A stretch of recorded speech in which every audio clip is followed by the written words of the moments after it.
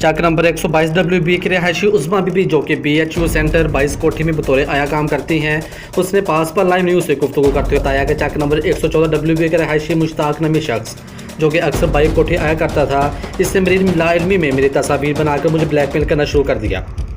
उसका कहना है कि मेरे साथ नाजायज़ ताल्लुकात कायम करो वरना मैं आपकी तस्वीर सोशल मीडिया पर वायरल करके आपको ज़लील-ओ-ख़्वार कर दूंगा। मेरे आए रोज़ मुझे और मेरे बच्चों को अगवा करने की धमकियाँ देने लगा। गुज़श्ता रात अपने नामालूम साथियों के हमरा तकरीबन रात 10 बजे मेरे घर में घुस आया और मुझे अगवा करने की कोशिश की। मेरे शोर वावेला पर पिस्टल का बट मारकर मुझे ज़ख्मी किया और मोटरसाइकिल पर सवार होकर फ़रार हो गया।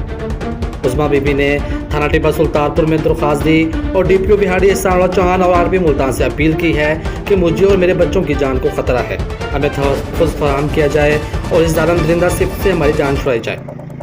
4 बच्चों की माँ उस्मा बीबी के वालिद बाबा सईद ने भी आला हुकाम से अपील की है कि मुश्ताक तेली के खिलाफ कानूनी कार्रवाई करके इसे कैफ़रे किरदार तक पहुँचाया जाए। उस्मा बीबी का कहना है कि अगर मेरी दादरसी ना की गई तो मैं खुद सोजी कर लूँगी।